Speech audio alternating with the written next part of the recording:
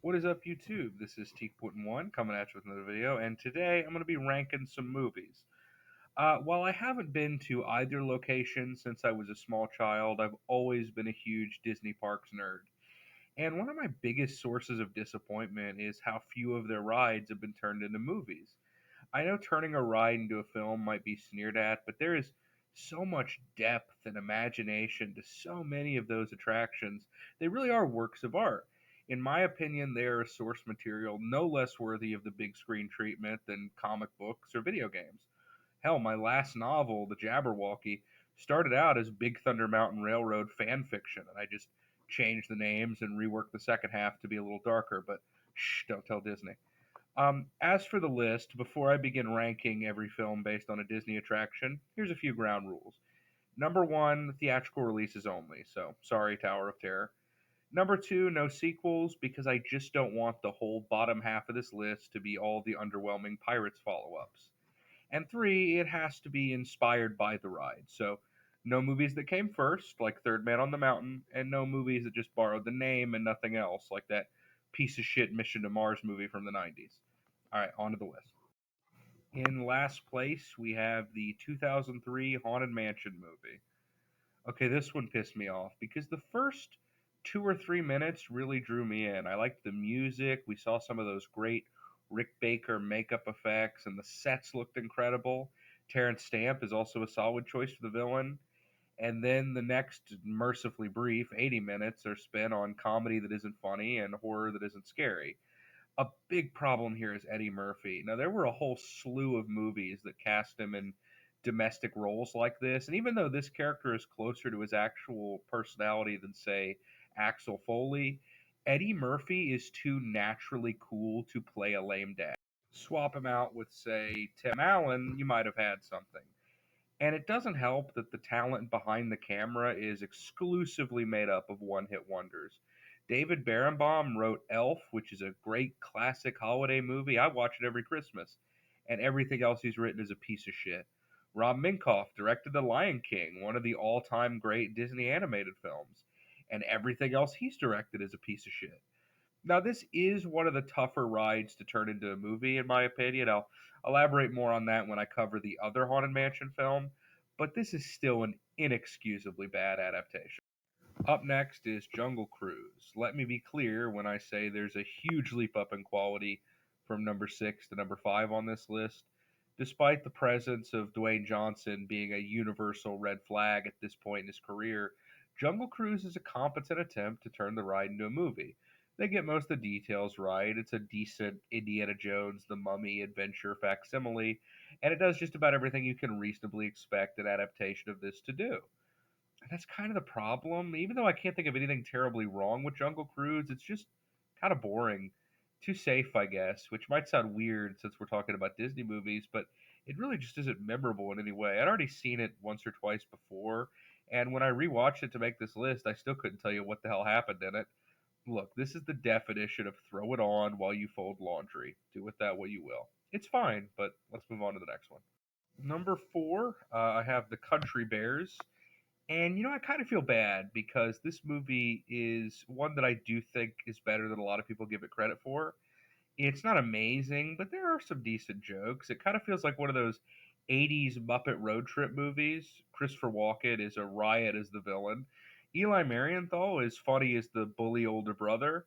And the bears themselves, who are represented by some damn impressive Jim Henson Creature Shop puppets, are voiced by some of our best character actors like Stephen Root, Dietrich Baker, and Toby Huss. There's a lot to like in the Country Bears. The problem is the songs. Every time these guys start singing, I hate my life. And that's not just a genre preference either. I mean, true, I'm not the biggest country music fan, but I enjoyed the stage show just fine. These are just especially bad. They try a lot of different musical styles too, and all of them fall flat. Sadly, a lot of the movie is made up of those sequences, and it drags it down quite a bit. The good stuff is still really good, though, in my opinion. Coming in ahead of that is the 2023 version of the Haunted Mansion. Still plenty flawed, but a godsend compared to the last time Disney took a crack at this ride. The new Haunted Mansion ended up higher on this list than I expected. While the script is pretty phoned in, the cast is great, and it is both scarier and funnier than what came before. While it does at times have that muddy modern Disney movie look, there are some cool visuals too. Plus, even if it's not on purpose, this shit was the hardest laugh I had in the year 2023. Apparently, she stopped off to get some ice cream, a little Baskin Robbins. The dude is talking about his wife dying and still has time to put in some product placement. Talk about the perfect grind set. As I said, Haunted Mansion's a tough ride to adapt. There's a lot of atmosphere and iconic visuals, but the main twist of it is kind of anti narrative. See, while every ghost story has some big tragic backstory for the spirit's unfinished business, the whole gag about the Haunted Mansion is that there isn't one of those. The ghosts are just kind of dicks and they like messing with people. It's tough to turn that into a satisfying movie. I also enjoyed how New Orleans played a bigger role in this one than the other adaptations, since the ride is in New Orleans Square at Disney. There's a lot of funny people riffing and having a good time. There's a handful of creepy scenes, and for my money, it's a half decent attempt to turn this ride into a film. And it's so much better than the Eddie Murphy one. Achieving the silver medal is Tomorrowland. When I set out to make this ranking, I assumed Tomorrowland would comfortably be at the bottom. But while there is a lot wrong with this movie, god damn, it is interesting. The jumbled tone, the seething anger of Brad Bird, at who I'm not quite sure, and George Clooney and Hugh Laurie giving two of the most joyless performances in a Disney film, you gotta admit it's a spectacle.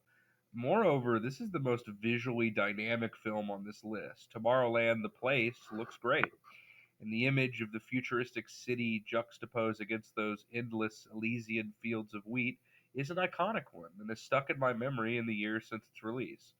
And as preachy as it is, the ideas that it raises are fascinating. The notion that optimism is not a luxury of the privileged, but rather something vital to humanity's survival, would have been great to chew on if the movie wasn't so focused on shoving it down my throat.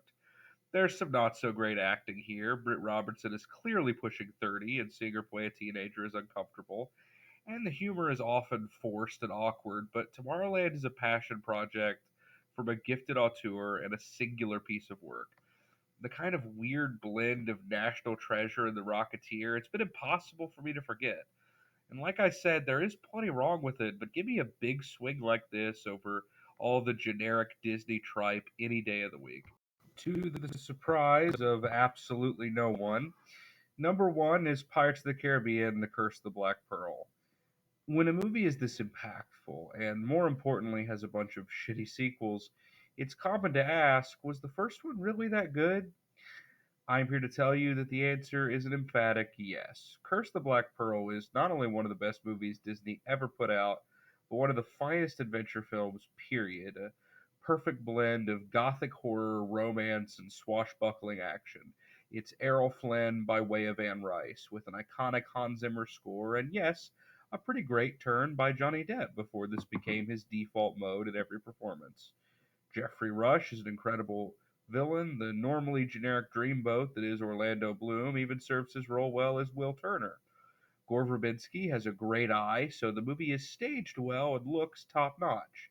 And Ted Elliott and Terry Rossio are kings of blockbuster screenplays and deliver a good script to tie it all together. It's a shame that this movie is such an outlier because there, as I said, there are so many good Disney rides that could make great blockbuster films. I mean, where's the cool sci-fi action space mountain movie? Where's the surreal comedy Journey into Imagination? Hell, where's the Arctic adventure Matterhorn film? Maybe someday we'll get them. In the meantime, this is T Quentin 1 signing out.